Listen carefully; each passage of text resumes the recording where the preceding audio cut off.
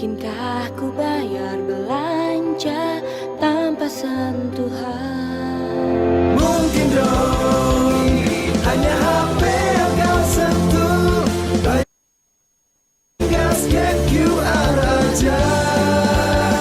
BCA Mobile membuat semua jadi mudah.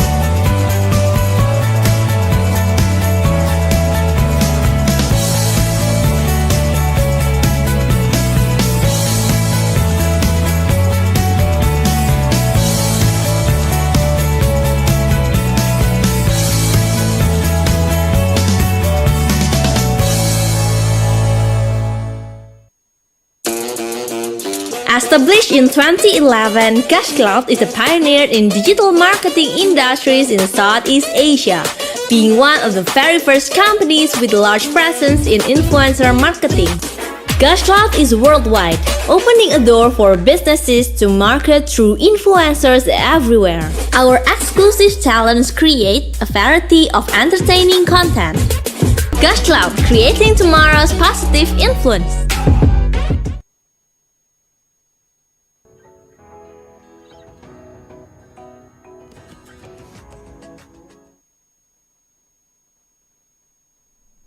Assalamualaikum warahmatullahi wabarakatuh. Selamat siang dan selamat datang kembali kepada semua peserta Masterclass Citra Pariwara 2020.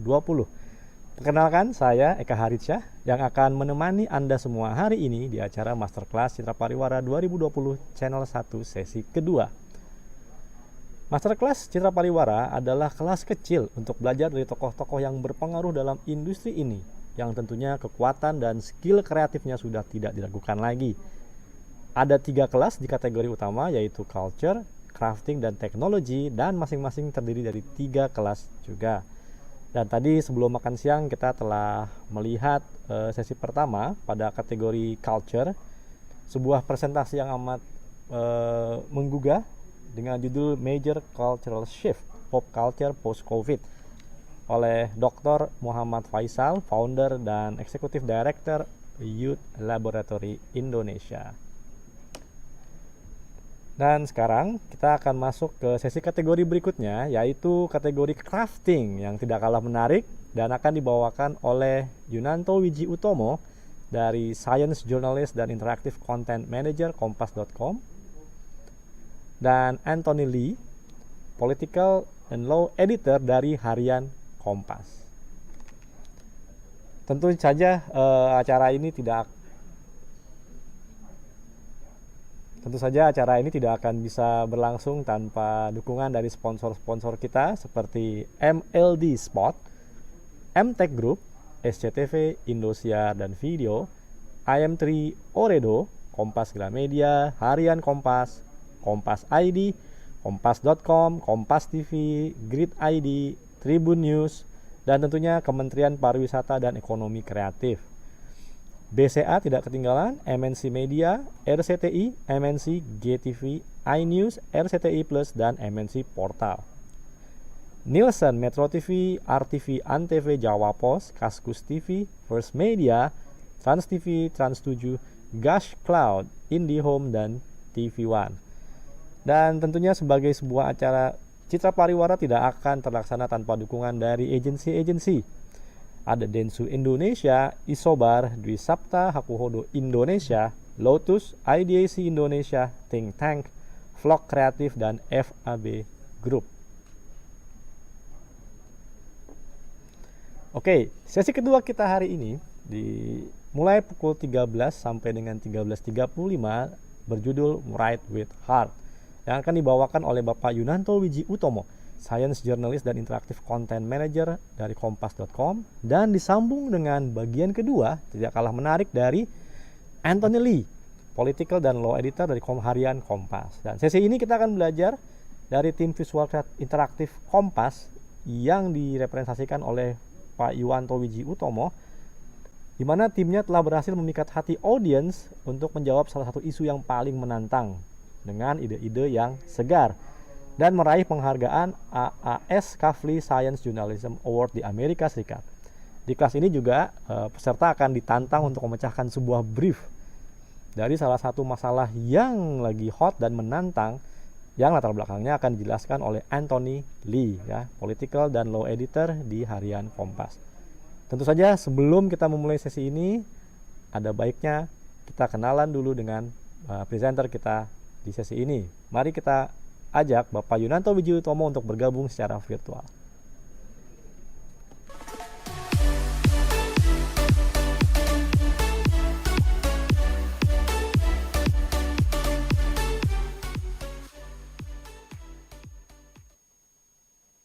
Halo, selamat siang.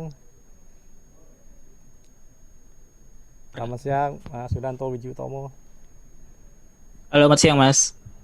Saya manggilnya apa nih, Mas atau Pak? Gimana enaknya? Mas aja, masih muda kok. Mas, masih muda, mantap. Mas Yunanto, boleh ya? Iya. Oke, sehat Mas? Yes. Ya sehat. Dalam kondisi yang sehat. Sehat, sehat. Mas Yunanto. Oke, Alhamdulillah. terima kasih telah bergabung di masterclass sesi kedua ini. Saya membacakan sejenak sedikit tentang riwayat dari Mas Yunanto.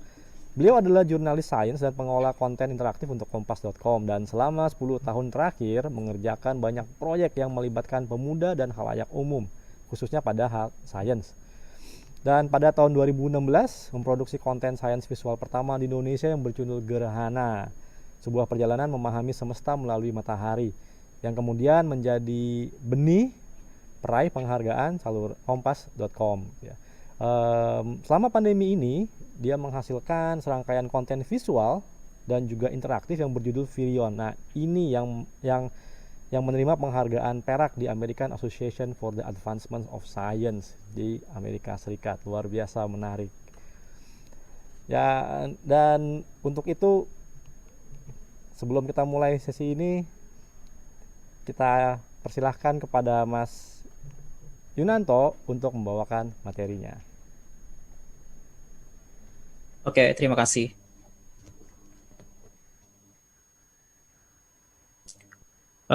Pertama, terima kasih sudah mengundang saya ke sesi ini. Sangat tersanjung bisa mengisi Citra Pariwara Masterclass. Sebenarnya saya belum master dalam kreasi konten, tapi ya saya berusaha selama ini di Kompas.com untuk ya lebih kreatif dan menjawab tantangan digital. Sorry sebentar.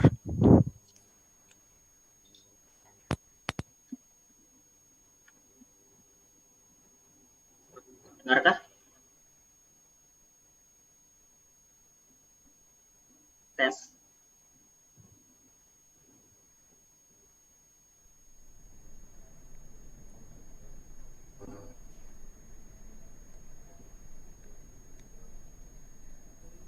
Kedengeran Mas Yunanto?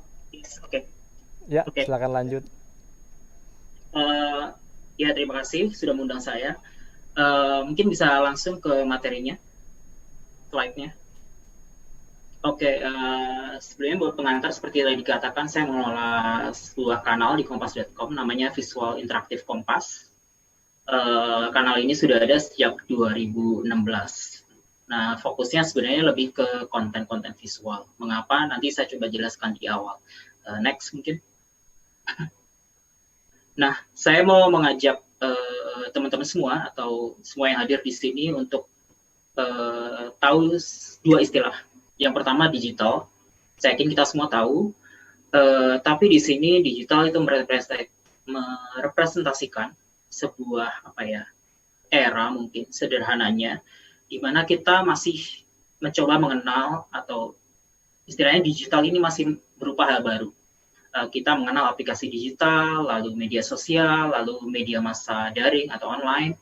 Kita berkenalan dengan itu semua sekaligus teknologi-teknologi lainnya. Mungkin kalau buat konten kreator di sini, mereka mengenal content management system yang baru, atau cara baru untuk menyebarkan konten, atau mungkin mengenal bagaimana media sosial itu bisa dimanfaatkan untuk membagikan konten. Next. Nah, tapi ada sebuah era juga yang disebut pasca digital atau post digital, di mana kita sebenarnya sudah memahami digital itu sendiri. Ini artinya bukan melampaui digital, tapi mencerminkan sebuah era di mana setelahnya digital, di mana kita sudah memahami digital, teknologi digital itu sudah terintegrasi dengan proses bisnis dan kreatif kita. Dan selanjutnya kita tahu irasionalitasnya itu apa. Misalnya kalau kita dulu kenal media sosial, kita dulu masih euforia, kita bisa berhubungan dengan teman lama. Sekarang kita sudah tahu bahwa media sosial itu bisa menimbulkan misalnya semakin maraknya hoax yang menyebar di sana. Nah, ada beberapa isu misalnya di pasar digital adalah teknologi dan etika. Kemudian manusia plus maksudnya kita sebagai manusia, kita sudah memiliki skill untuk menggunakan teknologi. Di mana teknologi itu sudah bukan hal baru tapi terintegrasi dengan diri kita. Kalau di wartawan mungkin kita sudah tahu bagaimana coding atau bagaimana scrap data dari media sosial untuk proses atau untuk pengumpulan data untuk karya jurnalistik. Kemudian dua atau lebih menjadi satu, bisa dibilang misalnya kita kenal realitas virtual yang kemudian dicangkokkan ke realitas yang nyata, misalnya lewat augmented reality. Kita juga kenal pendekatan-pendekatan misalnya yang tadinya hanya aja di game, lalu diadopsi oleh konten-konten lain, misalnya film ataupun karya jurnalistik sendiri. Ini kalau dibahas bisa lama, tapi kita bisa bahas next time. Tapi ini cuma pengantar aja. Nah, apakah kita sekarang ada di era digital atau pasca digital atau post digital tadi, itu masih debatable. Tapi yang jelas, suatu saat kita akan mengarah ke post-digital itu. Nah, apa konsekuensinya bagi dunia jurnalisme atau komunikasi? Salah satu sebenarnya teknologi yang di pasca digital, post-digital itu ada yang disebut dengan DRQ, Distributed Ledger, kemudian A-nya itu Artificial Intelligence, Extended Reality, dan quantum computing. Mungkin yang kita kenal artificial intelligence ya, di mana dalam jurnalisme itu sekarang makin marak digunakan terutama untuk menjangkau konsumen, sehingga konsumen atau pembaca itu bisa mendapatkan berita sesuai dengan peminatannya. Kemudian extended reality, ada beberapa karya yang di luar misalnya sudah memanfaatkan virtual reality dan augmented reality. Nah, salah satu konsekuensinya adalah personalisasi dan variasi produk. Karena kita untuk survive di dunia digital yang semakin personalized, konsumen hanya mengkonsumsi apa yang menjadi minatnya, kita harus memikirkan bagaimana kita bisa memenuhi selera konsumen tanpa mengorbankan nilai-nilai jurnalisme itu sendiri. Ada beberapa sampel, misalnya BBC melakukan sebuah eksperimen object based media, di mana membuat podcast yang menyesuaikan dengan waktu tempuh seseorang dari rumah ke tempat bekerjanya. Jadi orang bisa memilih apakah podcastnya itu panjangnya 5 menit, 20 menit, atau 1 jam. Ke depan ini bisa jadi eksperimen baru. Kemudian konsekuensi lainnya adalah newsroom dan teknologi. Tadi sempat saya sebut misalnya jurnalis kini tidak sekedar bisa meliput, tetapi juga punya skill data. Kemudian yang mungkin ke depan akan terjadi, newsroom, anggotanya atau reporternya dalam tanda kutip, bukan cuma manusia, tapi mungkin juga kita memberdayakan sensor untuk mendapatkan data dari lokasi tertentu yang kemudian ada data analisnya di newsroom. Nah, dia yang mengelola data-data yang dihasilkan oleh si sensor tersebut. Kemudian pengalaman mengonsumsi informasi. Sekarang kita mayoritas hanya membaca, atau dulu mungkin kita membuka koran di pagi hari sambil minum kopi, tapi mungkin di masa depan seiring mobilitas kita bertambah, cara kita mengonsumsi informasi berbeda, dan kita mungkin meminta atau menuntut sesuatu yang berbeda. Misalnya kita harus merasa hadir di sebuah tempat untuk merasakan betul bagaimana sebuah konflik atau fenomena itu terjadi. Next, ya, masalah jurnalisme dan komunikasi. Kedepannya seperti tadi yang saya jelaskan, tapi jurnalisme sendiri punya tantangan. Terlalu banyak informasi atau information fatigue.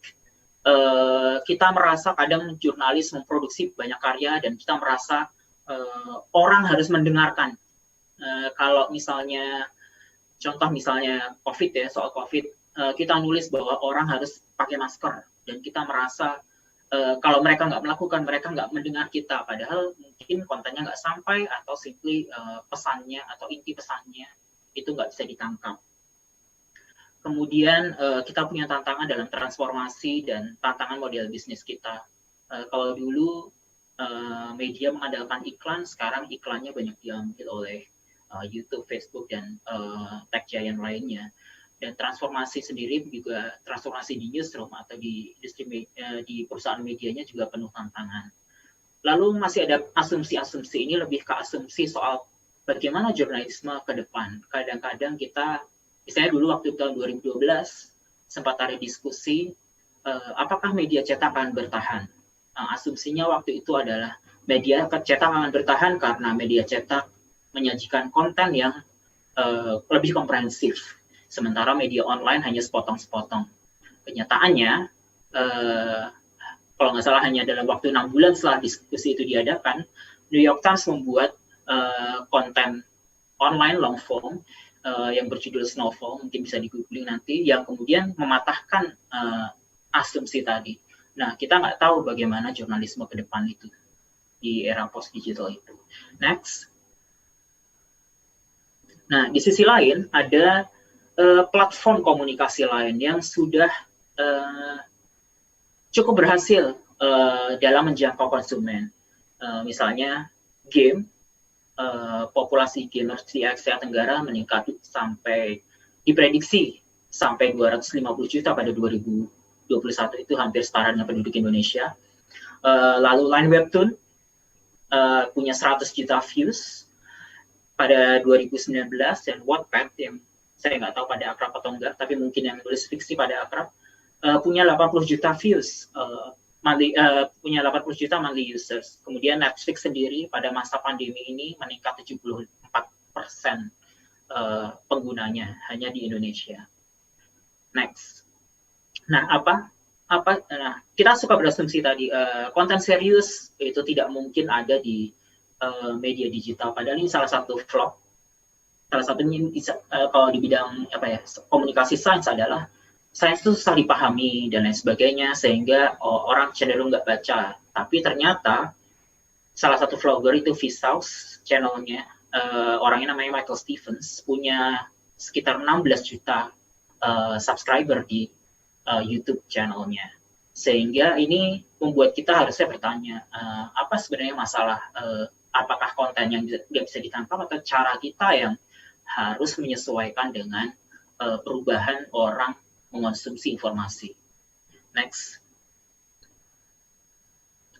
Nah, maka mungkin jurnalisme atau bentuk komunikasi lainnya perlu melihat atau memahami user itu, apa yang diminati, bagaimana dia mengonsumsi informasi dan lain sebagainya. Ini bukan lebih, kalau sekarang ya, ini lebih pada kadang minatnya politik, maka terus di-feed berita-berita politik. Tapi seharusnya karena jurnalisme itu harusnya orang mengetahui banyak isu yang penting, harusnya yang kita pikirkan adalah bagaimana mengemasnya sebagai isu-isu penting tersebut sehingga orang terlepas apapun background-nya, mereka mau membaca atau menikmati dan mendapat pesannya. Lalu kita mungkin bisa mengadopsi pendekatan-pendekatan yang ada di bentuk komunikasi lain, misalnya game tadi atau yang ada di film atau lain sebagainya. Next. Nah, dari latar belakang itu, sebenarnya Fig ini jadi sebuah eksperimen di kompas.com, channel untuk eksperimen, di mana kita mencoba untuk bagaimana menemukan cara komunikasi baru kepada pembaca. Kemudian model bisnis baru selama ini hanya terpaku pada ads kalau untuk kompas.com, saya nggak tahu, mungkin ada beberapa media yang memanfaatkan funding. Nah, kita coba bagaimana di Fig itu kita punya model bisnis baru, entah dari funding yang jumlahnya bisa beragam, atau bagaimana kita bisa bekerja sama dengan lembaga-lembaga lain, sehingga kita bisa menggarap konten bersama dengan pendanaan bersama.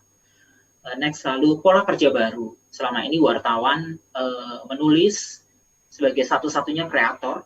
Nah, kalau ada infografis memang itu terus orangnya beda lagi, dan kalaupun berkolaborasi paling hanya supply data, tapi kemudian di Fig ini kita menggarap bersama bagaimana menggagas bentuk atau format konten sehingga bisa dinikmati pembaca. Next. Nah, lalu muncullah kemarin salah satu proyek di Fig adalah Virion itu. Nah, kenapa sih kita bikin Virion ini? Salah satu data yang kita dapatkan adalah dari Global Web Index, menunjukkan bahwa orang, walaupun pandeminya itu masih berlangsung, tapi ternyata orang udah malas gitu mengakses informasinya, karena terus-menerus itu seolah-olah kok jelek mulu. Mereka lalu mendambakan berita-berita baik atau lari ke berita lain di olahraga dan selebriti. Ini surveinya di Amerika Serikat dan UK, tapi data kompas.com sendiri menunjukkan tren yang mirip. Kemudian kita percaya bahwa media cetak atau media konvensional itu menyajikan info yang lebih komprehensif, tapi yang muda-muda itu cenderung menikmati informasi dari media sosial, YouTube, influencernya siapa, dan lainnya. Next.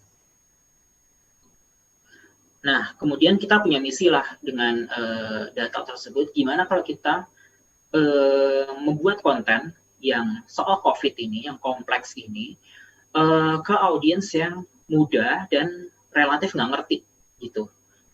Bukan nggak ngerti COVID-nya ya, pasti ngerti. Cuma latar belakang sainsnya itu gimana sih si COVID ini, dan kompleksitas apa di COVID ini yang muncul. Kemarin terus kita mikirnya mudanya itu berapa?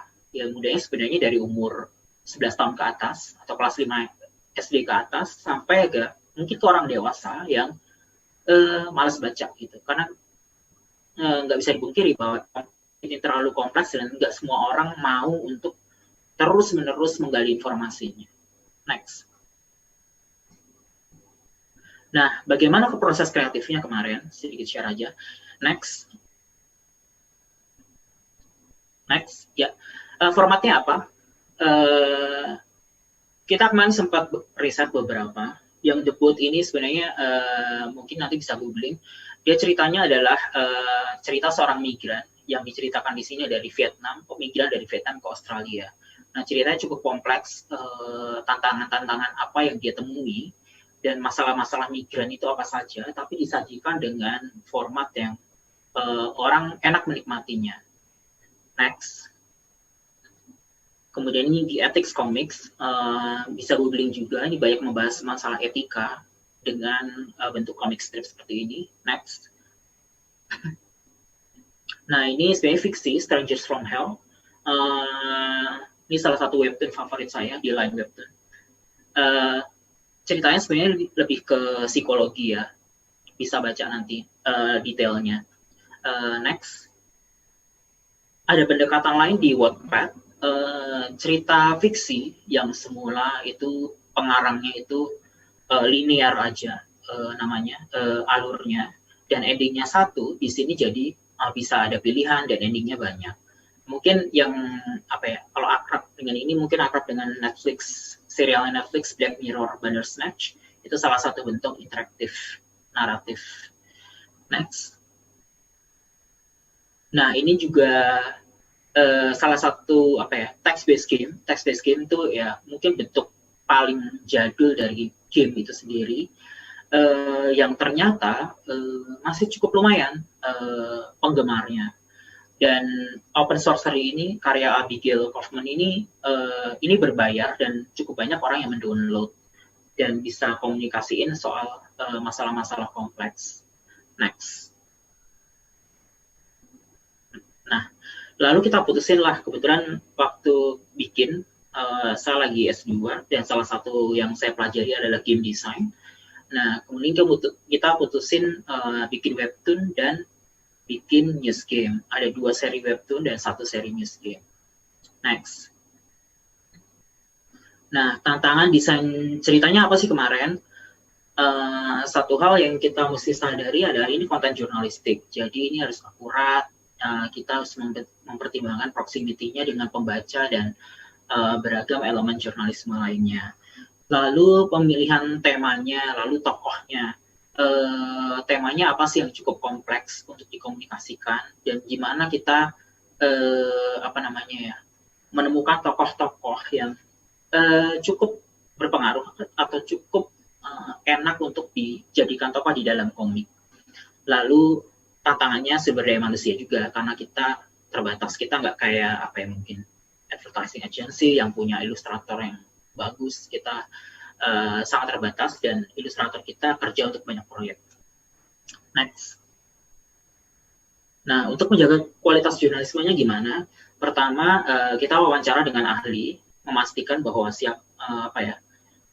kutipan-kutipan atau materi yang disampaikan lewat komik ataupun news game ini benar-benar akurat. Dan kita juga baca jurnal-jurnal ilmiah. Salah satu contohnya kalau baca webtoon kita, gimana sih sejarah coronavirus itu pertama kali ditemukan dan bentuknya itu seperti apa. Itu benar-benar kita cari jurnalnya sampai ketemu siapa saja ilmuwannya yang terlibat dalam sejarah penemuan coronavirus. Coronavirus in general, tidak hanya SARS-CoV-2. Kemudian bagaimana pertimbangan etikanya. Salah satunya yang di news game kemarin, ada beberapa news game yang sudah diproduksi oleh media lain. Misalnya BBC dulu bikin soal perjalanan seorang migran dari Turki ya kalau nggak salah ke UK. Dan news game itu menjadi kontroversi karena dibilang tidak etis. Kita kayak gamify orang gitu. Nah, kemarin kita gimana nih pertimbangan etikanya sehingga secara interaksinya itu dapat, tapi juga nggak bermasalah dengan soal etika. Akhirnya kemarin kita nggak melibatkan orang, tetapi lebih pada skenario bagaimana mendapatkan vaksin COVID-19. Next. Nah, prosesnya gimana? Itu tadi gagasan dari saya kebetulan yang mewakili editorial. Tapi gimana delivernya tim kreatif? Tim kreatif sendiri punya tantangan sendiri. Pertama, ini konten ini adalah hal baru. Buat tim kreatif, konten sains terutama, nggak akrab sama konten sains itu sendiri. Jadi mereka harus mempelajari dan riset kontennya itu sebelum visualisasi. Next. Nah, dibikinlah kemudian bareng-bareng bikin mood board. Mood board ini sederhananya gimana ya? Gimana sih konsep awalnya? Dan key message-nya apa di tiap seri itu. Next. Nah, storyboard nih yang lebih detail. Kalau di komik, gimana panel-panelnya. Kalau di news game-nya, gimana perjalanan alurnya. Setiap diklik itu apa yang keluar dan skenario apa, pilihannya apa saja, seperti itu. Nah, kebetulan kemarin saya memanfaatkan ada software namanya Twine Engine, mungkin yang nulis fiksi akrab dengan itu, di mana kita bisa tinggal isi aja skenario kita, udah publish ke HTML, dan ini yang dikirim ke creative department sebagai storyboardnya. Next. Nah, visualisasinya sendiri ini nggak kalah PR.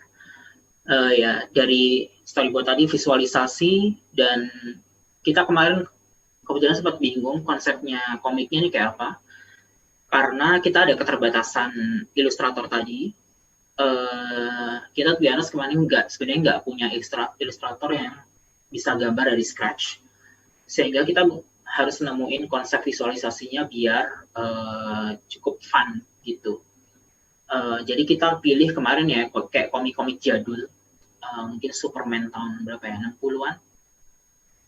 Jadi secara warnanya itu lebih warna-warna, kalau dulu warna-warna ngejreng, gambar-gambar yang ya jadul bisa dilihat di komiknya. Next. Nah, hambatannya tadi tidak punya ilustrator, lalu waktu mengerjakannya cukup singkat. Untuk komik kemarin total kayaknya 2 minggu, dan untuk news game hanya 4 minggu. Karena kita mau jaga sisi aktualnya. Next. Nah, yang kami lakukan seperti ini, akhirnya bentuk-bentuk visualisasinya. Definitely bukan contoh paling bagus dari sebuah graphic novel atau webtoon, tapi ya ini yang kita coba. Kemudian next.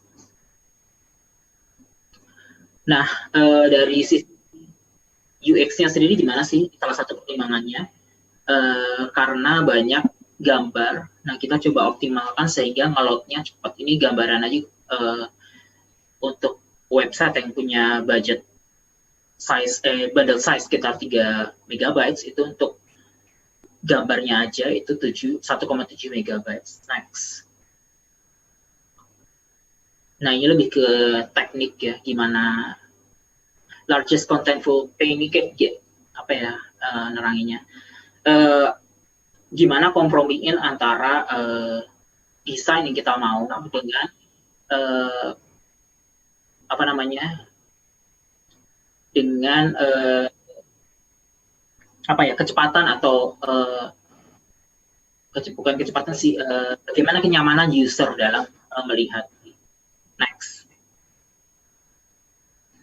Nah, ini beberapa elemen aja, bisa di skip. Next. Terlalu teknis. Nah, ini kadang masalah kalau kita nggak mempertimbangkan, kayak lazy loading. Next. Nah, kita coba optimalkan ukuran filenya dan ukuran layarnya, mana yang paling optimal. Next. Lah, kita menggunakan juga format gambar yang lebih, atau format file gambar yang lebih pas untuk komik-komik kita atau visualisasi kita. Next, yang kita gunakan akhirnya JPEG progresif. Oh, nggak kelihatan ya. Oke, next, bisa di skip.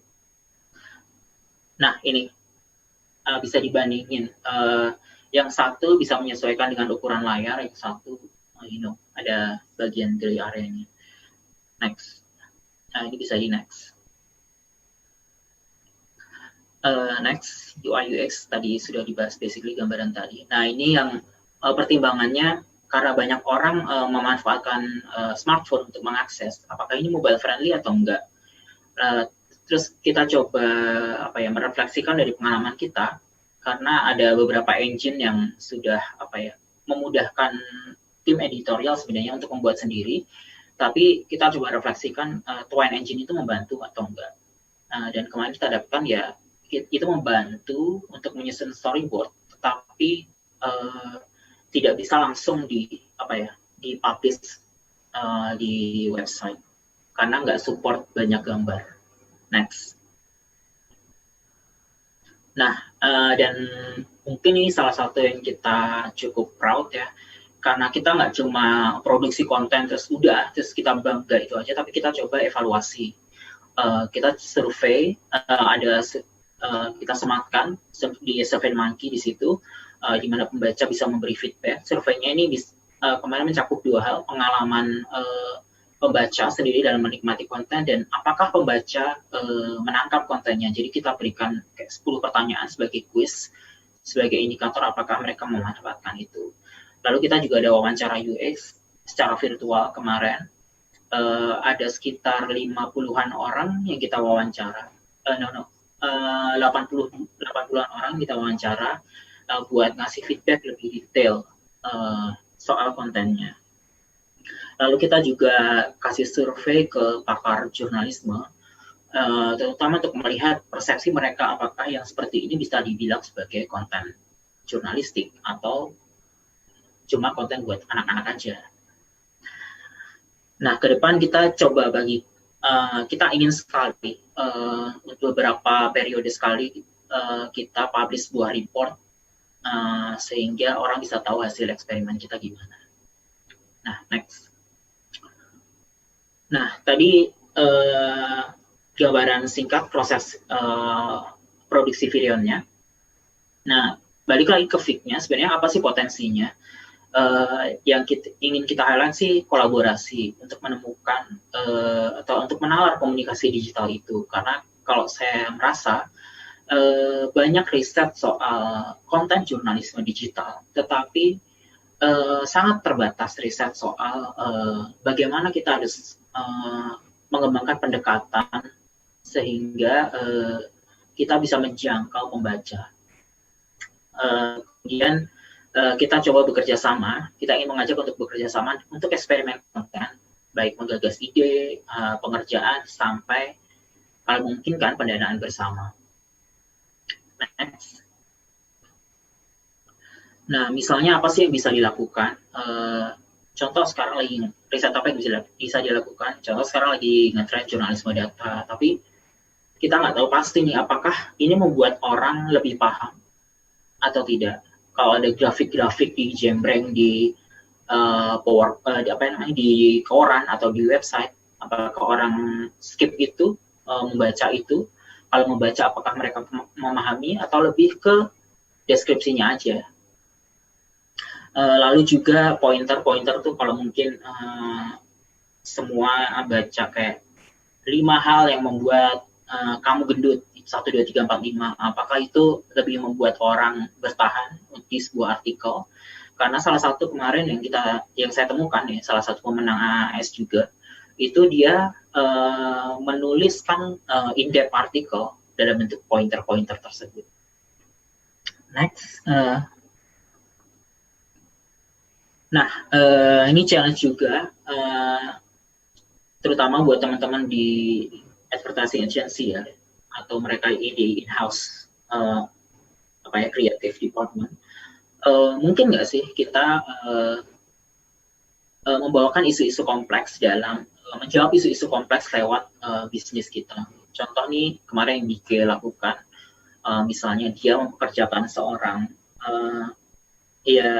yang punya disabilitas, dan kemudian ini jadi satu campaign sehingga harapannya bisa memicu industri lain untuk melakukan hal yang sama.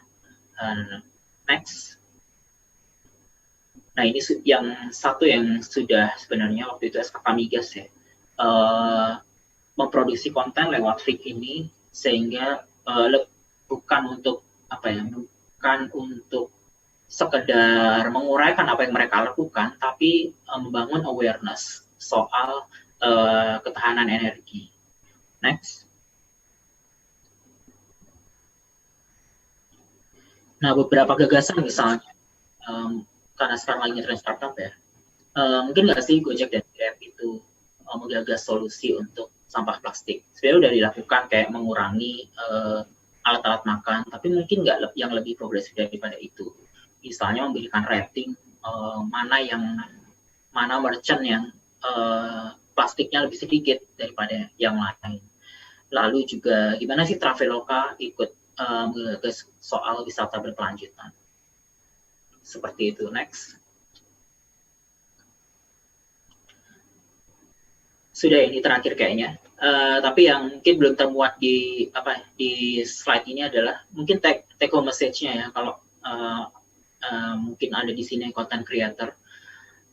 Pertama ya, kita mencoba memahami user. Betul kita menulis dengan hati, write with heart, sesuai tema diskusi ini. Tapi gimana kita menulis dengan hati, tapi juga memperhatikan bagaimana user kita berinteraksi, sehingga kita nggak tulisan-tulisan kita bukan hanya sekedar bagus, tapi juga dibaca. Kemudian lebih fleksibel atau versatile, karena ke depan konten itu bentuknya sangat beragam.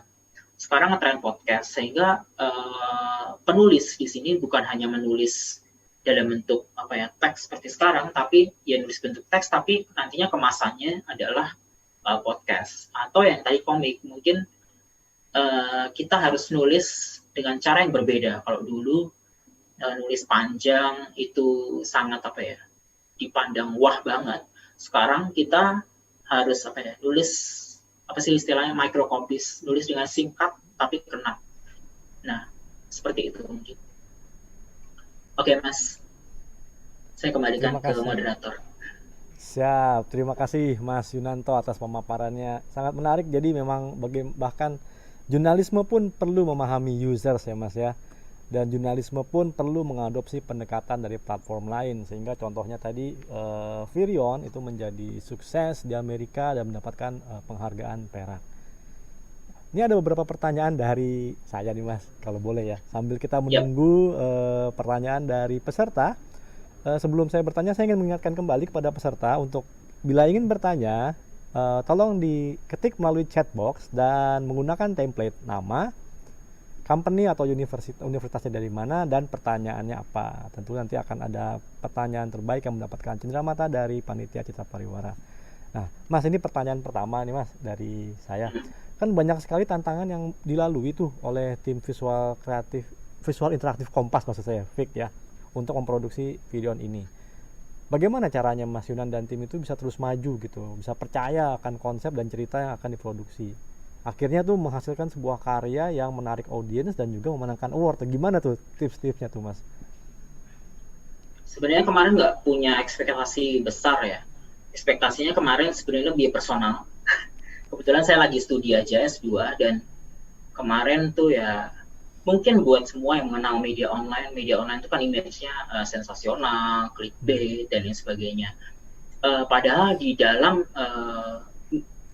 redaksi media online itu banyak sekali pertentangan. Ada keinginan besar untuk memproduksi konten yang lebih meaningful, lebih komprehensif. Tapi kemudian kita dihadapkan juga pada tantangan yang nggak dihadapi oleh teman-teman di media cetak, yaitu performance kita dinilai dari berapa orang yang membaca artikel kita. Sekarang kan seperti itu. Kalau dulu teman-teman cetak ya oplah aja secara keseluruhan berapa. Kalau sekarang per channel berapa, per kanal berapa, lalu individu itu sendiri berapa. Jadi kita pengen ya coba jawab itu, mengawinkan atau mengkompromikan dua hal tersebut. Kemarin kalau saya, jadi ada keinginan buat ini harus bisa gitu, itu aja. Nah terus kita ya coba aja, karena kemarin mikirnya juga, ini kalau misalnya hasilnya jelek, media online itu udah jelek. Jadi kalau jelek ya orang bakal menilai, ya wajar lah, namanya juga media online. Tapi kalau bagus, ini bisa jadi satu kepercayaan diri buat kita di tim di media online, bahwa memungkinkan loh produksi konten berkualitas itu dengan format yang berbeda. Terus buat ngetes, kebetulan ada kompetisi di Amerika itu, coba deh kirim, nggak punya ekspektasi apa-apa. So kalau misalnya ditanya tipsnya apa, I don't know. Tapi mungkin tadi ya mencoba pertama mungkin ke diri kita, ya coba lebih kreatif dan percaya diri aja dengan ide-ide kita, mencoba mengetes daripada kita takut nanti ini laku nggak ya, atau ini dihina orang nggak ya. Lebih baik kita coba tes, dan pada saat penggarapannya ya kita coba menjaga seketat mungkin tadi ya soal akurasinya kalau untuk jurnalis gitu Mas.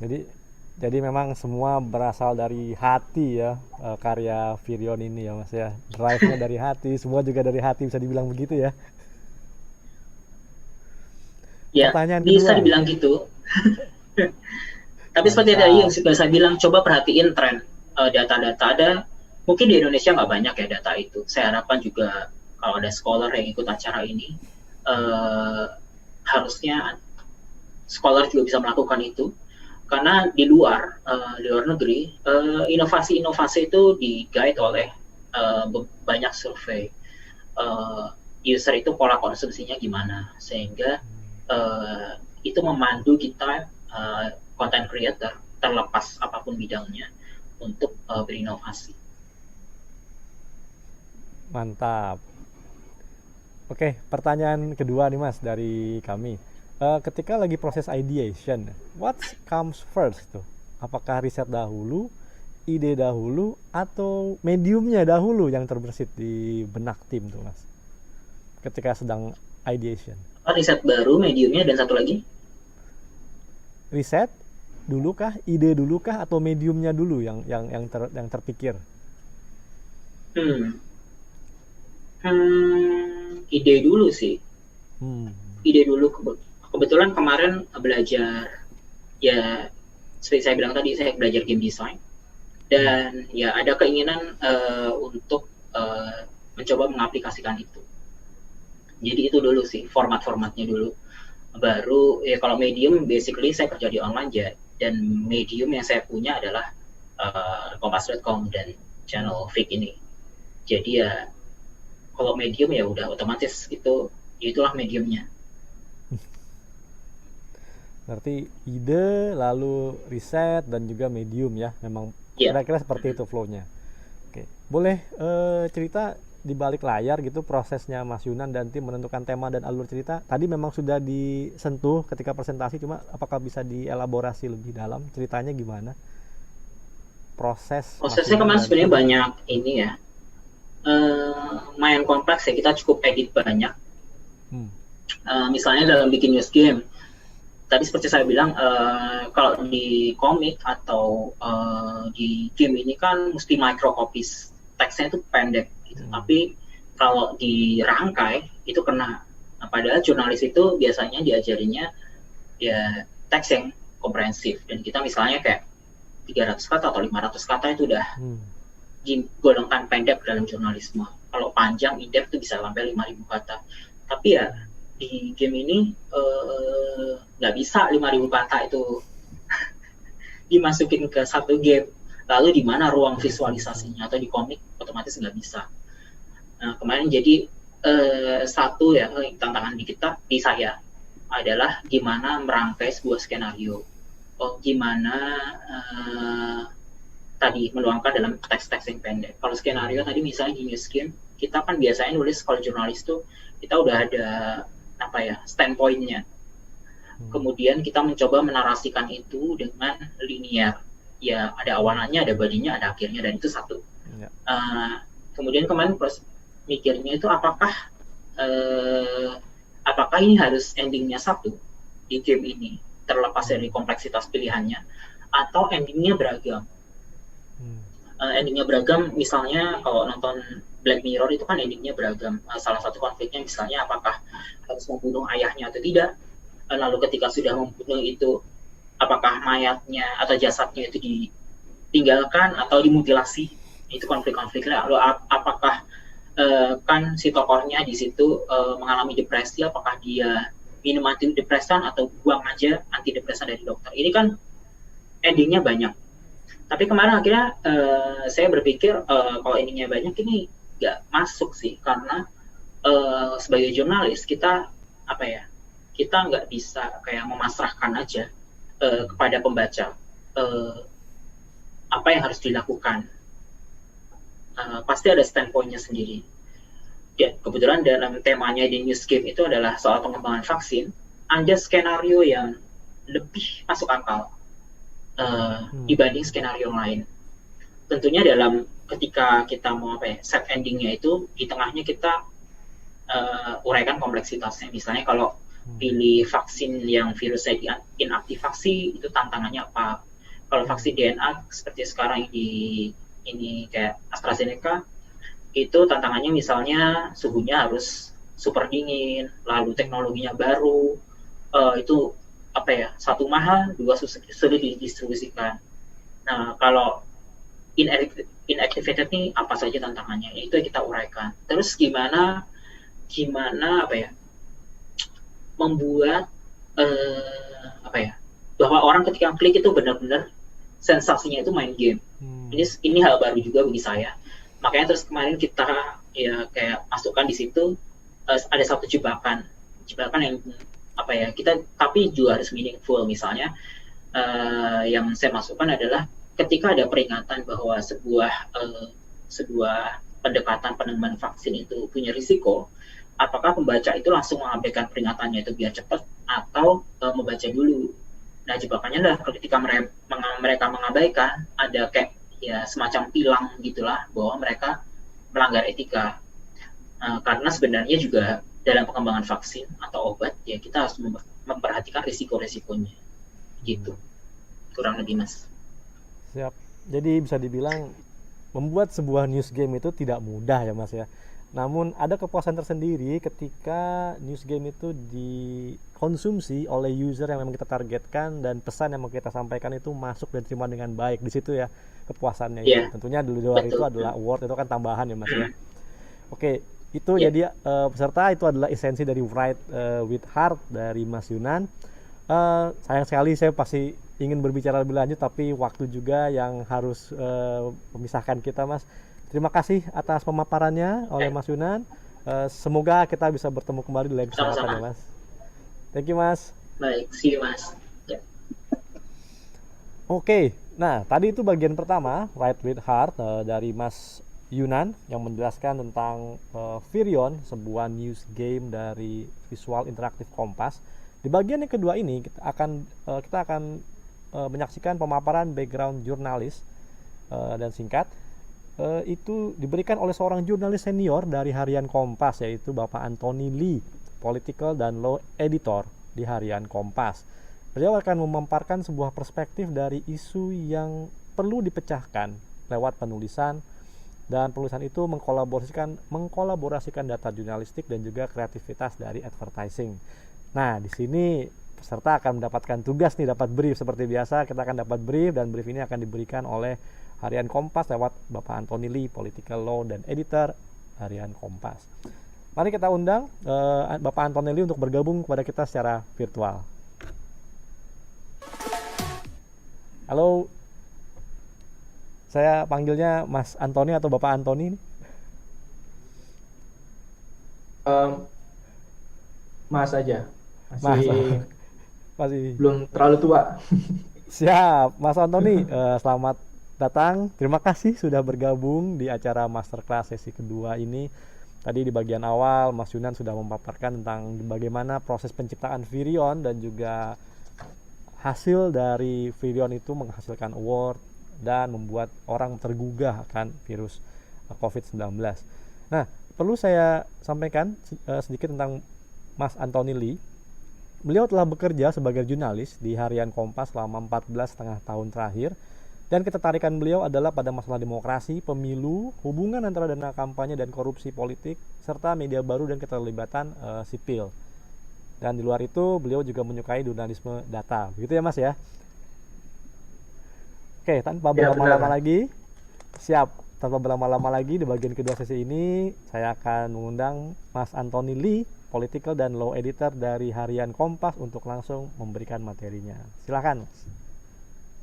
Baik, selamat siang teman-teman semuanya. Senang sekali bisa bergabung di kegiatan ini. Mungkin saya nanti akan lebih banyak ke sharing aja ya. Sharing soal isu yang memang menjadi bagian dari kehidupan kita, baik kita sadar maupun enggak, soal korupsi. Mungkin boleh ditampilkan aja slide-nya, Mas. Jadi saya ingin sharing soal representasi korupsi dan juga jurnalisme data, bagaimana kemudian jurnalisme data itu bisa digunakan untuk memberikan semacam helikopter view untuk melihat fenomena yang bagi sebagian orang kadang-kadang dianggap sebagai bagian dari keseharian gitu. Tapi bagaimana kita melihatnya dalam konteks utuh, konteks yang lebih besar, sehingga kemudian kita bisa melihat persoalan itu lebih kompleks, menggali akar persoalannya, dan kemudian juga bisa mencari tawaran solusi untuk mengatasinya. Nah, mungkin dimulai saja berikutnya. Apa yang kira-kira teman-teman pikirkan ketika mendengar soal korupsi? Mungkin tampilan dua foto ini bisa merepresentasikan itu. Yang di sebelah kiri Menteri Kelautan dan Perikanan Edi Prabowo yang ditangkap KPK, dan kemudian di sebelahnya juga ada Menteri Sosial Juliari Batubara yang juga ditangkap oleh KPK tidak jauh pertautan waktunya. Ini suara saya kedengaran jelas nggak ya? Oke. Baik. Nah, jadi kalau dilihat kan ada mereka tertunduk gitu, lesu, kemudian menggunakan rompi oranye, jadi menunjukkan bahwa kemudian orang yang karena korupsi itu terlibat korupsi, kemudian ditangkap oleh penegak hukum, kemudian dalam tanda kutip down gitu. Dan dilihat dari aktornya juga, aktornya ternyata kan juga memiliki pejabat tinggi. Tapi kalau kita lihat lagi di slide berikutnya, ada juga yang melambaikan tangan, kemudian memberikan jempol. Pada fase awal, kalau saya amati, rata-rata orang yang ditahan oleh KPK itu pasti pada hari pertama itu akan menutup muka, akan tertunduk. Tapi beberapa hari kemudian sudah mulai akan tersenyum, melambaikan tangan, jempol. Yang di sebelah kiri kita lihat itu Bupati Kudus, namanya Tamsil, di Jawa Tengah ya. Dia pernah menjadi bupati sebelumnya, kemudian tersangkut kasus korupsi, di penjara, keluar dari penjara, ikut pemilihan lagi, terpilih kembali, kemudian korupsi kembali, jadi ada pengulangan. Dan yang di sebelah kanannya itu adalah pelaksana tugas sekretaris daerah Jambi, yang ditangkap juga karena kasus uang ketok palu untuk meloloskan RAPBD. Berikutnya, yang di sebelah kiri kalau teman-teman lihat itu ada penegak, bagian dari aparatur penegak hukum karena dia bekerja sebagai pejabat di Mahkamah Agung. Kemudian di sebelah kanannya juga ada bupati. Dilihat dari pekerjaannya ada yang berbeda, yang satu di institusi peradilan, yang satu lagi adalah di pemerintahan daerah. Gendernya juga berbeda, ada laki-laki, ada perempuan. Jadi dalam tanda kutip agak gaduh-gaduh ya kasus korupsi ini. Dan next berikutnya. Sementara kalau kita lihat dari produk korupsinya, ada uang yang begitu banyak yang disita oleh Kejaksaan Agung, eksekusi dari kasus korupsi batubara sampai kalau tidak salah 400 miliar, tapi yang ditunjukkan itu hanya bagian kecil dari uang yang sudah dieksekusi. Kemudian yang di sebelah kanan ada sepeda, kalau menurut saya itu ada sepeda mewah karena harganya 150 juta. Dan itu adalah digunakan pembeliannya menggunakan uang hasil dugaan suap dari Menteri Edi Prabowo. Berikutnya, di sisi lain kita juga lihat bahwa ada orang-orang yang menjadi korban dan terdampak dari pandemi COVID-19. Mereka antri untuk mendapatkan jatah sembako. Yang sebelah kanan itu adalah swadaya masyarakat, mereka saling membantu, ada solidaritas masyarakat yang saling membantu sesama yang menghadapi kesulitan dan tekanan ekonomi di tengah pandemi yang menghajar kita selama sudah hampir 9 bulan terakhir, plus minus 9 bulan terakhir. Kemudian yang di sebelah kirinya adalah bantuan sosial dari pemerintah yang memang didistribusikan dalam bentuk barang. Nah, kalau kita lihat kan tadi ada korupsi yang melibatkan menteri terkait dengan bantuan sosial, di sisi lain juga ada orang-orang yang antri begitu banyak, yang mereka membutuhkan bantuan. Ini memperlihatkan kontras, ada pelakunya, ada barang-barang mewahnya, kemudian ada orang-orang yang memang hidup dengan hidup dengan dalam tanda kutip dengan dibantu oleh sesama dan dari pemerintah. Berikutnya,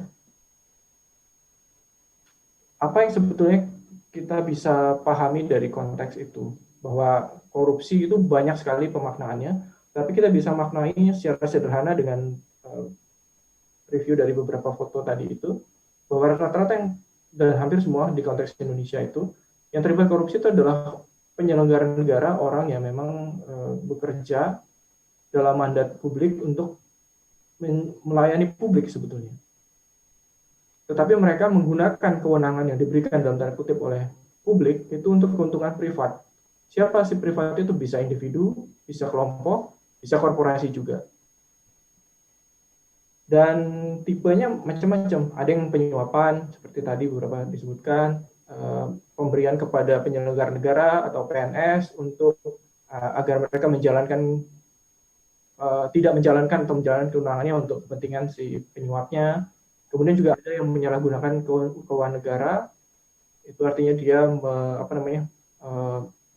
dia memperkaya diri sendiri, orang lain maupun korporasi dengan melawan hukum sehingga merugikan keuangan negara. Nah, kalau misalnya dijerat dengan pasal ini, pasal 2 ini di Undang-Undang Tindak Pidana Korupsi, ancaman hukuman itu bisa 4-20 tahun seumur hidup, dan dalam kondisi tertentu, dalam kondisi bencana, bisa juga sampai hukuman mati. Dan selain itu ada juga gratifikasi. Gratifikasi itu adalah pemberian kepada PNS ataupun penyelenggara negara yang tidak dilaporkan kepada Komisi Pemberantasan Korupsi dalam waktu 30 hari sejak orang itu menerimanya. Nah, mungkin kalau teman-teman suka berinteraksi dengan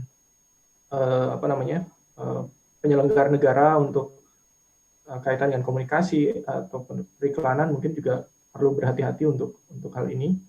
Tapi juga ada pemerasan. Pemerasan itu adalah si penyelenggara negara itu meminta dengan paksa, dengan ancaman agar seseorang memberikan uang atau hadiah atau janji kepada dia agar dia melakukan sesuatu atau tidak melakukan sesuatu. Nah, yang harus diingat, bahkan dalam konteks pemerasan ini pun beberapa pakar hukum juga menganggap bahwa si pemberinya, walaupun dia terpaksa, itu turut serta dalam perbuatan korupsi. Jadi juga bisa dijerat dengan hukum pidana juga. Sementara untuk menyederhanakan, kadang-kadang kita juga bisa membaginya dalam dua hal, yaitu petty corruption, ya kecil-kecilan lah, korupsi kecil-kecilan, dan juga yang grand corruption, skala besar. Nah, kalau foto-foto tadi itu kan kebanyakan yang grand corruption ya, pelakunya itu adalah orang-orang yang memang berada dalam punya kekuasaan yang tinggi, dia bisa membuat kebijakan, bisa mempengaruhi kebijakan, dan biasanya uang yang terlibat juga cukup besar, kayak misalnya di dugaan suap yang diterima oleh Menteri Sosial kan sampai 14,7 miliar tuh. Jadi dia mendapatkan Rp10.000 kickback dari per paket sembako yang seharga Rp300.000 per paketnya, dan itu sekitar berapa ya? Total anggaran untuk bantuan sosial itu kan cukup besar ya, sampai triliunan. Dan ini masih dilidik oleh KPK. Nah, sementara yang petty corruption itu biasanya lebih kecil. Ya, dalam tanda kutip kadang-kadang juga disebut sebagai uang terima kasih, dan orang-orang yang terlibat juga biasanya bukan pejabat yang tinggi, tetapi lebih ke orang-orang yang punya peranan dalam konteks administrasi. Jadi makanya kadang-kadang disebut juga petty corruption itu semacam administrative corruption, karena kadang-kadang dibutuhkan untuk mempercepat proses. Kalau misalnya teman-teman ingin mengurus administrasi, kemudian ya sudahlah, kasih aja uang 10.000, 20.000. That is part of petty corruption actually. Itu adalah bagian dari petty corruption. Dan kadang-kadang kita menjadi permisif sekali kan. Kita cenderung melihat korupsi itu sesuatu yang jauh dari diri kita, korupsi itu sesuatu yang besar, melibatkan pejabat negara, tetapi sebetulnya di sekitar kita juga itu praktek yang cukup lumrah terjadi. Dan cukup banyak juga kita bisa saksikan. Dan dampaknya apakah lebih besar grand corruption dibandingkan petty corruption? Bisa ya, bisa enggak. Grand corruption memang bisa mempengaruhi kebijakan, bisa membuat instabilitas keuangan kalau itu dalam konteks yang sangat besar, dalam situasi yang kompleks. Tapi juga petty corruption kalau udah dilihat dia kecil tapi banyak, itu juga pengaruhnya besar. Dan kadang-kadang hal yang kecil itu juga bisa berpengaruh besar, misalnya ada penyuapan untuk untuk memperlancar izin. Jadi ada orang yang membayar, kemudian dia bisa dapat izin lebih cepat untuk ngurus izinnya yang harusnya 7 hari, kemudian bisa jadi 4 hari. Tapi sementara lain ada orang juga yang harusnya dia butuh cepat, tapi karena dia nggak mau bayar, dia jadi bisa lama, dan akhirnya usahanya jadi terganggu. Jadi ada semacam level of playing field-nya jadi nggak seimbang karena korupsi, petty corruption itu. Dan di sisi lain, petty corruption itu juga membuat masyarakat tuh jadi sadar nggak sadar jadi permisif terhadap korupsi, dan mungkin suatu saat juga bisa terlibat juga dalam grand corruption. Jadi segala sesuatu yang besar kadang-kadang dimulai dari hal yang kecil. Nah, selanjutnya, isu korupsi bagi harian Kompas itu sesuatu yang cukup intens diberitakan dan menjadi perhatian penting juga untuk harian Kompas. Karena ini dianggap isu yang penting, berdampak besar, sehingga kalau sejak Kompas terbit pertama kali tanggal 28 Juni 1965, saya search di search engine internal Kompas. Jadi kita punya pusat informasi Kompas di mana data semua artikel sejak kita terbit pertama kali tanggal 28 Juni 1965 sampai hari ini itu tersimpan di sana, dan saya search dengan query kata kunci korupsi dalam waktu 55 tahun ya. Saya batasi 28 Juni sampai 65 sampai 28 Juni 2020 itu ada sekitar 77.000 entries dengan kata kunci korupsi, dan kalau kita bagi berarti kan per hari itu ada 3 sampai 4 entries ya. Nah, ini bisa termasuk artikel, tajuk, surat pembaca, dan juga pojok. Jadi memang isu korupsi itu adalah isu yang cukup banyak dan intens diberitakan di media massa. Tidak hanya di Kompas, saya yakin di media massa yang lain juga. Next. Tetapi kita berhadapan pada tantangan sebetulnya tidak ada sesuatu yang betul-betul baru ya di dunia ini. Mungkin next berikutnya slide-nya. Jadi tidak ada sesuatu yang benar-benar baru, dan topik-topik yang dibahas itu rata-rata di Kompas dan mungkin di media massa yang lain itu adalah bagaimana melaporkan perkembangan kasusnya, jadi kasus per kasus, kemudian proses pemeriksaan tersangka maupun pemeriksaan saksi, bagaimana modusnya korupsi itu dijalankan, kemudian bagaimana persidangan berlangsung, bagaimana dakwaannya, bagaimana tuntutannya, dan bagaimana vonisnya, kemudian juga proses penangkapannya, terus kemudian dampak korupsinya juga kadang-kadang dibahas juga, termasuk juga tren korupsi dan bagaimana upaya untuk mencegah korupsi. Berikutnya. Ini misalnya ada yang soal dari persidangan kemudian dicoba untuk diangkat sisi menariknya, kayak misalnya ada salah satu terdakwa yang dia menggunakan uang hasil korupsinya dengan berjudi di kasino di luar negeri misalnya. Jadi diangkat soal itu, dan bagaimana kemudian itu menjadi salah satu modus untuk pencucian uang. Jadi uang hasil korupsinya kemudian dibawa ke kasino, kemudian dia mendapat keuntungan atau mungkin juga dia mengambil lagi uangnya setelah masuk dari kasino itu, dan itu kemudian dimasukkan ke dalam aset yang legal oleh dia. Next, selanjutnya. Soal penyebabnya juga kadang-kadang yang lebih analitis juga dibahas, biasanya soal penyebab, rata-rata soal gaya hidup, keserakahan dibahas, kayak misalnya kalau teman-teman mengikuti perbincangan di media massa beberapa bulan terakhir, pada bulan Juni sampai bulan Agustus, September, itu ada kasus Joko Chandra, bagaimana dia buron sejak tahun 2009, sehari menjelang diumumkan vonis PK-nya oleh MA dan dia kabur ke luar negeri. Dan pada tahun 2020 tiba-tiba dia datang ke Indonesia, dia datang untuk mengurus KTP-nya di kelurahan, kemudian langsung digunakan KTP itu untuk mendaftarkan PK dia terhadap vonis dia, sehingga harapannya PK-nya dibatalkan. Dan itu juga melibatkan penegak hukum, salah satunya adalah jaksa yang relatif muda, Jaksa Pinangki yang usianya mungkin sekitar 37 atau 38 tahun, dan gaya hidupnya mewah jauh melebihi gajinya sebagai jaksa. Dan itu sebagian ada yang terungkap di persidangan, dan sebagian juga kemudian teman-teman coba ngecek, dilihat di jejak digitalnya di media sosial, bagaimana dia foto di kamar hotel di Trump Tower yang harganya sampai puluhan juta per malam, kemudian dia makan di restoran Michelin Star di New York, dan macam-macam. Selain itu juga ada yang memang kebutuhan hidup. Nah, mungkin kalau yang soal grand corruption, nah itu lebih ke gaya hidup, keserakahan. Tapi yang soal PT corruption mungkin sebagian juga soal kebutuhan hidup. Misalnya karena gajinya memang tidak cukup, sehingga dia dalam tanda kutip memungut uang pungli untuk memenuhi kebutuhan hidupnya. Ada juga yang seperti itu. Jadi kalau kita tahu problemnya, intervensi kebijakan yang kita harus dorong juga kita bisa lihat. Tapi juga ada juga yang problemnya memang sistemik, soal biaya politik yang tinggi. Misalnya kepala daerah yang terjerat korupsi, mereka rata-rata tuh perlu uang besar untuk mereka kampanye. Dari mana mereka dapat uang kalau uangnya nggak banyak? Biasanya ada sponsor dari perusahaan atau dari pengusaha yang dia memberikan uang dulu untuk membantu kampanye, kemudian setelah terpilih mereka minta proyek. Atau bisa juga kalau dia petahana, dia minta dulu uangnya dari proyek itu sebelum mendapatkan fee, sebelum si pengusaha itu dapat proyek dari pemerintah.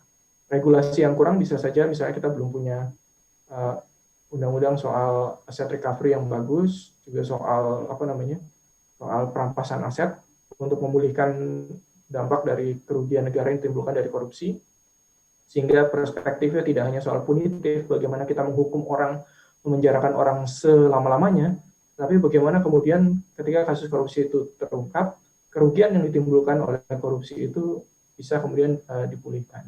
Yang lain mungkin juga karena budaya, lingkungan, kebiasaan, faktor keberterimaan orang. Karena kan kalau kita lihat dari segitiga kejahatan itu, seseorang melakukan kejahatan itu karena ada motivasinya, karena ada faktor pembenaran dari dia, dan juga karena ada kesempatan. Jadi kalau 3 faktor itu bisa dianalisis, maka mungkin kita bisa memberikan solusi untuk mencoba menawarkan bagaimana cara mengatasinya. Next. Tadi saya sudah katakan bahwa tidak ada sesuatu yang baru di bawah matahari. Jadi kalau misalnya isu ini sejak tahun 65 sudah diberitakan oleh Kompas, lalu bagaimana kita mencarikan sesuatu yang baru gitu, kemudian tidak menimbulkan stuck. Jadi isunya si A korupsi, si B korupsi, si A dapat uang sekian miliar, si B dapat sekian miliar, itu sesuatu yang terpotong. Next. Nah, dengan bantuan data, dengan menjalankan jurnalisme data itu bukan hanya sekedar kita bikin berita teks, kemudian dikasih infografis, syukur-syukur orang baca atau enggak, tetapi kadang-kadang juga kita bisa membuat produk jurnalisme yang data driven gitu. Jadi kita data dulu yang melihat kita untuk membuat tulisan yang kemudian bisa memberikan perspektif. Dan data itu juga bisa angka, sudah tentu, kemudian juga dokumentasi, dan itu harus dokumen-dokumen yang detail juga bisa menjadi data dan bantu untuk membuat produk jurnalisme data. Dan data memungkinkan kita untuk melihat korupsi seperti tadi katakan, tidak hanya kasus per kasus, tidak misalnya Bupati Kudus dia korupsi menerima suap untuk jual beli jabatan, sementara Wali Kota Tegal dia korupsi dari uang jasa rumah sakit, dia mendapatkan suap dari proyek, kemudian ada juga yang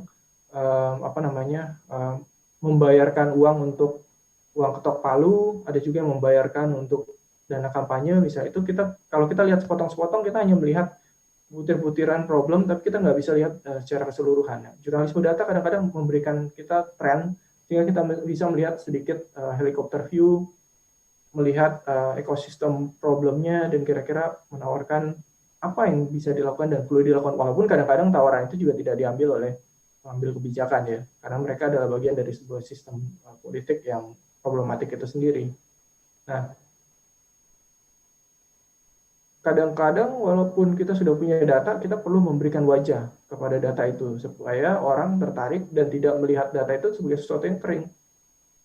Angka seperti pernah Stalin bilang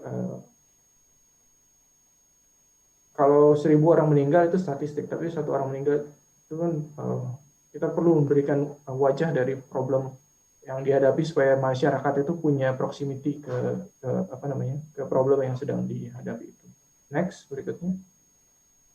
Nah, ini misalnya data apa? Data kita bisa menggunakan data indeks. Corruption Perception Index itu menjadi indeks yang banyak digunakan untuk mengukur seberapa negara itu dipersepsikan korup atau seberapa negara itu dipersepsikan tidak korup. Nah, dan banyak juga tools yang bisa digunakan untuk membuat grafiknya dan melihat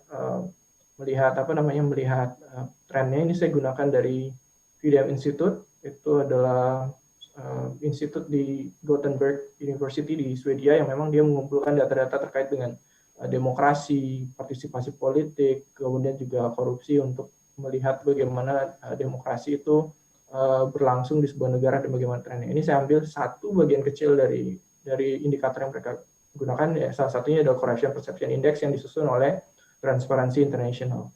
Nah, Indonesia kalau kita lihat kan berada di bawah Malaysia, juga di bawah Singapura ya. Kita 40 skornya. Dari skor 0 sampai 100, makin tinggi makin dipersepsikan sebuah negara itu tidak korupsi. Dan kita di bawah rata-rata Asia Tenggara, karena memang ada outliernya ya, Singapura itu 85, dia sudah sangat tinggi sekali, sejajar dengan negara-negara di papan atas yang dipersepsikan tidak korup, seperti negara-negara Skandinavia, New Zealand, Australia juga. Next. Tapi selain data itu, Kompas, karena kita punya litbang Kompas ya, kita bisa polling juga untuk melihat bagaimana sih masyarakat itu melihat ancaman korupsi, dan kita bisa merekam mood publik terhadap isu-isu tertentu. Dan ini rutin kita lakukan setiap sepekan sekali. Setiap hari Senin biasanya ada jejak pendapat terkait dengan isu politik dan isu hukum. Jadi masyarakat tuh menganggap bahwa memang kalau kita lihat dari jejak pendapat yang terakhir ini, kalau tidak salah bulan lalu ya, itu memang masyarakat tuh tahu dan mereka sadar bahwa memang korupsi itu adalah problem yang parah di Indonesia, dan apa yang menyebabkannya rata-rata menganggap bahwa untuk gaya hidup. Nah, kalau dilihat dari latar belakang pendidikan respondennya, makin tinggi pendidikan responden, dia makin kritis terhadap kondisi korupsi di Indonesia. Kemudian juga kita bisa lihat kasus-kasus korupsinya kan, kalau bisa dilihat ini yang paling tinggi, ini diambil dari data KPK, itu adalah di pemerintahan kota dan kabupaten. Next. Nah, ini terkait dengan yang tadi, kalau kita lihat kan problem yang terbesar kan, kita lihat salah satunya di pemerintah kota dan kabupaten. Nah, beberapa 2019 itu kita coba bikin semacam proyek kecil-kecilan, litbang dan beberapa wartawan gitu, menelusuri 121 kepala daerah yang terjerat korupsi di KPK. Dan kita lihat siapa saja mereka, pendidikannya apa, coba di coding gitu, kemudian mereka terlibat kasus apa. Nah, itu kelihatan bahwa memang dan termasuk daerahnya, di daerah mana saja itu tinggi. Yang tinggi itu kalau saya tidak salah itu kalau ini kecil banget ya, nggak kelihatan ya, itu di DKI Jakarta, Jawa Timur ya kalau nggak salah, satu lagi kalau tidak salah Sumatera Utara. Nanti kita bisa lihat. Dan yang menarik adalah kita lihat kapan mereka tetap terlibat korupsi. Yang paling banyak itu di periode pertama pemerintahannya. Kan kepala daerah itu bisa 2 periode ya, maksimal bisa 2 periode. Nah, itu di coding itu kan ada 3. Pertama, kedua, atau selanjutnya tidak lagi korupsi. Nah, ini penetapannya sebagai tersangka. Next. Jadi kan kalau kita lihat premisnya dari data itu adalah memang ada problem pada proses politiknya. Dan itu juga sudah menjadi kajian dari beberapa peneliti politik ya. Nah, untuk mendekatkan dengan pembaca, kita coba melihat korupsi itu tuh apa sih maknanya bagi masyarakat. Kan dilihat tadi beberapa daerah yang tinggi korupsinya, provinsinya, terus kita disandingkan itu dengan data indeks pembangunan manusia. Jadi data yang di daerah yang korupsinya tinggi, 3 daerah yang tinggi itu, indeks pembangunan manusianya untuk mengukur kualitas hidup seseorang, kualitas sumber daya manusia itu relatif lebih rendah dibandingkan rata-rata nasional. Nah, kemudian kita melihat bahwa memang ada problem bahwa korupsi itu membajak kesejahteraan masyarakat. Dan kita lihat, kita bedah persoalannya, dilihat juga kasus-kasus korupsinya, rata-rata memang ada yang memang state capture corruption. Jadi bagaimana korupsi itu membuat kebijakan pemerintah itu lebih menguntungkan pihak tertentu dibandingkan dengan masyarakat kebanyakan. Nah, kemudian kita juga sandingkan dengan tulisan feature yang ringan gitu, bagaimana masyarakat yang tinggal di lingkungan sekitar orang-orang yang terlibat korupsi atau mungkin di daerahnya, atau menikmati pelayanan publik yang terdampak oleh tindak pidana korupsi itu. Itu untuk memberikan wajah dari data yang kering itu. Next. Nah, karena problem, kita lihat bahwa ada problem kepala daerah, beberapa bulan kemudian ketika ada Pilkada serentak 2020, kita coba melihat bagaimana sih calon kepala daerah itu melaporkan harta kekayaannya. Jadi berbagai data kita gunakan, termasuk data LHKPN ini yang diserahkan oleh calon kepala daerah ke KPK, dan kita lihat mana yang tinggi, mana yang rendah, untuk melihat trennya orang dari jalur partai politik ternyata lebih kaya dibandingkan yang maju dari jalur perseorangan. Misalnya. Berikutnya. Nah, ini juga kita bandingkan kekayaannya dengan bagaimana mereka melaporkan sumbangan dana kampanye. Jadi ketika seseorang itu terlibat dalam sebuah pemilihan, apakah pemilihan kepala daerah atau pemilihan umum, mereka itu diwajibkan untuk menyerahkan laporan dana kampanye pada 3 tahapan. Yang pertama adalah laporan awal dana kampanye, laporan sumbangan penerimaan dana kampanye pada saat kampanye sedang berjalan di tengah-tengah, dan yang terakhir adalah laporan penerimaan dan pengeluaran dana kampanye itu setelah kampanye berakhir. Nah, problemnya kita tidak punya regulasi dana kampanye yang kuat. Sepanjang orang itu melaporkan dana kampanye walaupun nilainya 0, maka dia sudah dianggap comply dengan aturan yang ada. Jadi saya kampanye nih, saya sebenarnya menerima dana kampanye dari masyarakat atau dari orang itu 100 miliar. Tapi saya tulis saya dapat dana kampanye 10 miliar. Saya udah dianggap comply. Walaupun memang di undang-undang itu ada sanksi pidana bagi orang yang tidak melaporkan dana kampanye sesuai dengan kondisi real, tapi itu sulit sekali dijalankan. Pertama karena memang faktor kewenangan yang terbatas bagi penyelenggara untuk bisa melakukan audit. Karena auditnya hanya audit kepatuhan, bukan audit investigatif. Dan kalaupun ditemukan ada keanehan berdasarkan data dari PPATK misalnya dengan transaksi keuangan, itu tidak bisa digunakan untuk menjadi bukti awal menjerat si pasangan calon yang melaporkan dana kampanye dengan tidak benar. Padahal sudah menjadi rahasia umum dan juga sudah menjadi kajian dari banyak pihak bahwa pendanaan kampanye itu seringkali menjadi pintu masuk awal bagi terjalinnya relasi patron klien antara kepala daerah dengan pengusaha lokal yang kemudian menyebabkan jalinan korupsi di daerah.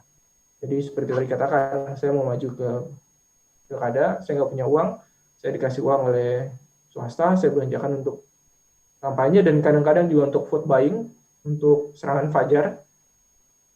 Tetapi karena laporannya nggak benar, jadi susah untuk menjeratnya di tahap awal. Next. Selain isu tadi yang keras, yang memang melihat korupsi, mencari akar korupsinya, kadang-kadang kita juga menggunakan data untuk memberikan awareness ke masyarakat soal bagaimana sih sebenarnya korupsi itu berdampak ke masyarakat dan itu dekat dengan masyarakat. Nah, salah satunya ini tulisan yang saya iseng-iseng bikin ketika saya menyandingkan data World Happiness Report tahun 2016 dengan Corruption Perception Index. Jadi kalau kita sandingkan tuh negara-negara yang dianggap sebagai negara bahagia, negara-negara Skandinavia, Australia, seperti Swedia, Denmark, Finland, negara Nordik termasuk Finland, kemudian Iceland, kemudian New Zealand, di Australia dan juga Australia, negara-negara yang termasuk 10 besar itu, 20 besar saya ambil, itu juga termasuk negara yang dianggap paling tidak korup. Dan akhirnya saya elaborasi tulisan itu dan memang next itu juga kemudian menjadi kajian juga, ada kajiannya juga. Tahun 2019 ada kajian di jurnal yang dia mencari korelasi antara korupsi dan kebahagiaan persis dengan menggunakan data yang saya gunakan juga soal World Happiness Report dan Corruption Perception Index, dan kemudian di plot, di scatter plot gitu, dan kelihatan memang ada korelasi positif antara negara yang dianggap paling tidak korupsi dan mereka dianggap juga sebagai negara yang paling bahagia. Dan temuan mereka itu adalah satu, karena memang korupsi itu mengganggu kebahagiaan dalam beberapa hal. Satu misalnya menyebabkan ketimpangan ekonomi yang makin besar, gapnya makin besar, yang kaya makin kaya, yang miskin ya gitu-gitu aja. Dan yang lainnya juga karena mereka merasa korupsi itu menyebabkan trust secara vertikal antara masyarakat dengan institusi publik itu rendah, begitu juga dengan sesama masyarakat. Jadi memang korelasinya ada muncul. Nah, itu juga bisa digunakan untuk melihat korupsi dari berbagai sudut ya. Next. Juga bisa juga menggunakan sejarah, karena ada orang yang suka sejarah, kita juga bisa melihat korupsi dari sejak era VOC gitu. Nah ini juga sempat juga kita lihat, jadi berbagai potensi ide, data yang terkini, data tren, data masa lalu itu bisa digunakan untuk memantik ketertarikan orang pada isu semacam ini. Berikutnya, jadi memang korupsi itu problem yang kompleks, dan ini salah satu kutipan yang menarik yang saya bisa ambil dari Kofi Annan dulu, Sekjen PBB, yaitu adalah kalau misalnya korupsi itu kita anggap sebagai penyakit, maka transparansi itu adalah bagian terpenting untuk menyembuhkannya. Saya rasa itu saja dari saya. Terima kasih banyak. Yang ini saja yang bisa saya share untuk mungkin jadi bekal teman-teman untuk project selanjutnya yang nanti akan disampaikan oleh Mbak Terence Palar. Silakan Mbak Terence untuk briefing ke peserta. Terima kasih banyak. Oh ya, lupa, ada sesi Q&A ya, sorry.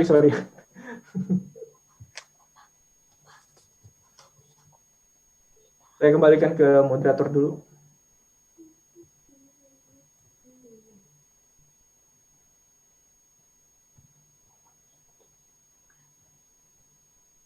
Bukanlah sebuah hal yang sifatnya tunggal, tapi memang berlayer dan banyak sekali faktor yang menyebabkan terjadinya korupsi. Dan tadi sudah dipaparkan juga bagaimana jurnalisme yang data driven bisa membuat angle untuk menyampaikan berita tentang korupsi lebih menarik, tidak hanya itu saja ya. Baik, apakah ada pertanyaan untuk bagian pertama dari sesi Mas Yunan sebelum kita masuk ke brief dari Mbak Terence?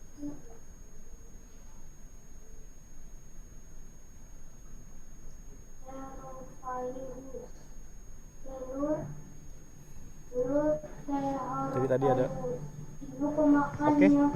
tadi ada beberapa hal yang menarik tadi ya, seperti korupsi besar kecil seolah jauh tapi tetap dekat dengan keseharian, dan memang segitiga kriminalitas tadi ada motivasi, kesempatan, dan perubahan dari perilaku juga bisa membentuk bagaimana korupsi itu terjadi.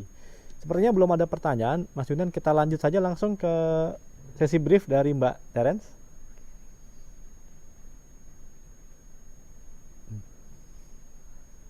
Silakan Mbak. Halo, selamat sore. Ya. Sore. Mudah-mudahan suaranya terdengar jelas ya.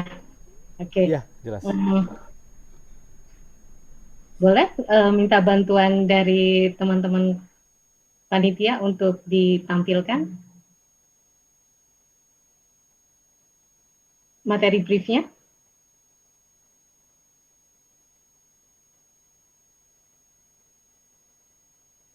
Ya, teman-teman, ini melanjutkan sebenarnya melengkapi dari presentasi Mas Yunan dan juga Mas Antoni Lee terkait right with heart ya, bagaimana data driven itu bisa juga loh dijadikan sebagai bahan buat teman-teman dari kreatif industri untuk membuat suatu kreatif output yang tentunya juga bisa dipahami oleh masyarakat pada umumnya gitu ya. Nah, untuk kali ini Kompas Gramedia juga tetap hadir ingin berkolaborasi dengan Citra Pariwara tahun ini untuk bisa tepatnya lebih men-challenge kepada audiens gitu ya, kepada teman-teman. Mungkin di sini sebagian besar adalah anak-anak agensi maupun juga mahasiswa yang bisa terlibat untuk bisa membagikan baik ide ataupun gagasannya, tapi berbasis data. Dan secara paparan dari Mas Yunan dalam bentuk trigger ya, dalam bentuk sifatnya interaktif dalam platform digital, maupun yang disampaikan Mas Antoni Lee juga bagaimana sesuatu isu yang pelik ini terjadi di negara kita dan ini sepertinya mengakar, dan bagaimana kita dari diharapkan dari industri kreatif juga bisa di-challenge untuk bisa membantu mengedukasi untuk masyarakatnya. Oke, next ya Mbak, minta tolong di... Oke, berikutnya. Next. Ya, kurang lebih briefnya seperti ini teman-teman. Jadi di akhir acara, maksudnya di rangkaian acara presentasi kedua teman dari Kompas Gramedia tadi, sebenarnya kami men-challenge untuk audiens yang hadir khususnya di kelas ini untuk bisa terlibat membuat public service announcement gitu ya, outputnya bisa bebas gitu ya. Kebetulan kami dari media dengan berbagai platform, dari harian dalam bentuk cetak, dari dalam bentuk digital gitu ya, TV, bahkan dalam bentuk radio, di Kompas Gramedia itu ada. Dan harapannya teman-teman bisa terlibat dengan tadi membuat suatu karya kreatif yang bisa ditayangkan atau outputnya di berbagai kanal yang tersedia di Kompas Gramedia. Nah, memang pastinya nanti ada pola submission gitu ya. Kami juga menyediakan email untuk bisa upload, dan tentunya ada interaktif dengan pihak kami apabila ada hal-hal yang perlu diinformasikan. Biasanya kan karya kreatif itu secara filenya cukup besar, bisa jadi ada mood board-nya, ada rasional kreatifnya, ada storyboard-nya. Itu juga bisa di-share dalam bentuk Google Drive. Nanti kami yang akan mengolah dari semua data yang disubmit. Di sini ada email ke brandcom.team@kompas.com. Ini nanti semua materi akan di-pull di sana, dan kami pun akan mereview berdasarkan data yang masuk. Next-nya, silakan. Ya, tentunya karena ini kolaborasi harian Kompas Gramedia, harian Kompas, kompas.com, bersama Citra Pariwara. Tentunya nanti dalam konteksnya mereview, menilai karya tersebut, harian Kompas, kompas.com, dan Kompas TV juga akan melibatkan teman-teman dari organizing komite Citra Pariwara untuk sama-sama membantu untuk melihat karya-karya yang tentunya diharapkan luar biasa dari industri kreatif di teman-teman agensi. Dan pastinya ada ruang-ruang untuk untuk kami memberikan apresiasi kepada teman-teman di sini. Selain karyanya nanti tentunya pasti kredit title-nya melekat ya. Kami juga ada reward lah yang akan disiapkan dari Kompas Gramedia Group.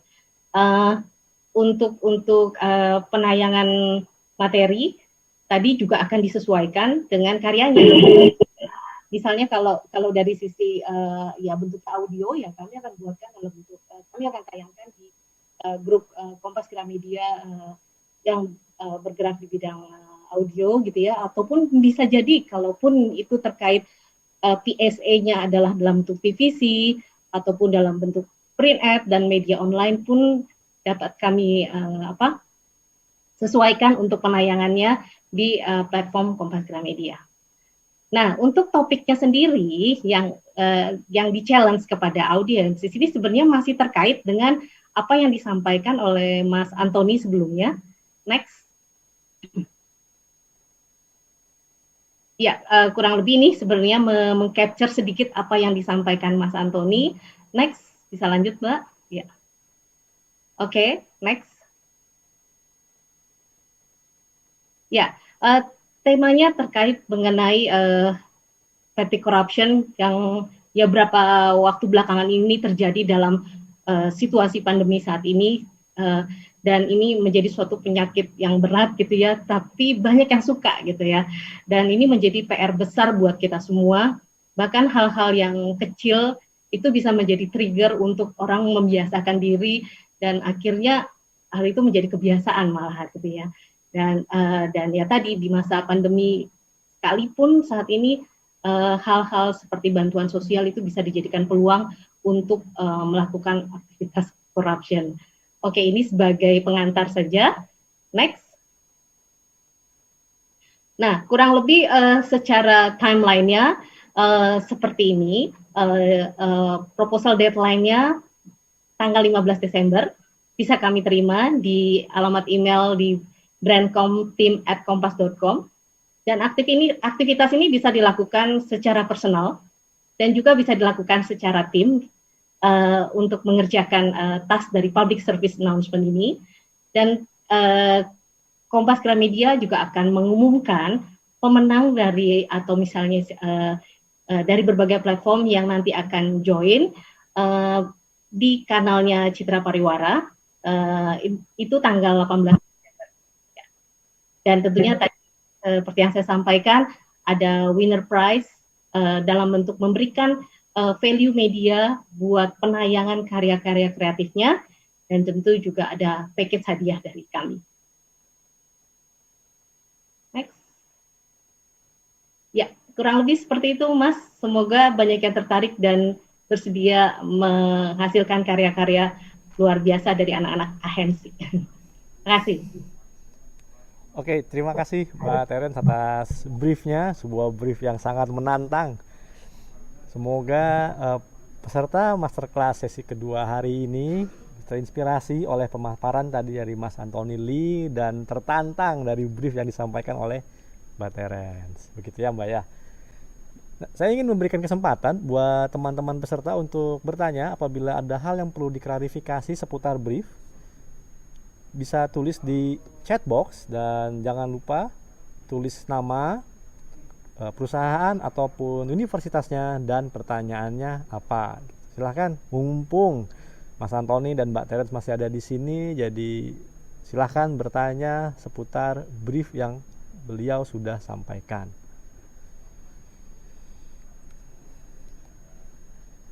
Saya rekap sedikit tadi apa yang sudah disampaikan. Jadi tugas ini bisa personal maupun tim di submit ke brandcom.team@kompas.com, lalu deadline di 15 Desember 2020 dan pengumuman pemenang 18 Desember 2020. Tentu hadiahnya yang tidak kalah bergengsi adalah materi tersebut ditayangkan di jaringan Kompas Group, sesuaikan dengan materinya dan paket hadiah dari Kompas Gramedia. Oke, kalau begitu rasanya semua sudah jelas. Apabila ada yang ingin tanyakan bisa mengakses kompas.com untuk informasi lebih lanjut, tapi informasi penting tadi sudah disampaikan. Silahkan diramu briefnya berdasarkan informasi yang sudah diberikan oleh Mas Anthony dan Mbak Terence. Dan terakhir sebelum kita tutup, tidak terasa kita sudah sampai di penghujung sesi kita kali ini. Terima kasih banyak kepada Mas Anthony Lee, Mbak Terence, dan juga di awal tadi Mas Yunan ya, semua dari tim Kompas Group yang sudah memberikan materi yang sangat menarik, menginspirasi, dan terakhir brief yang menantang. Semoga kita semua bisa bertemu kembali di lain kesempatan.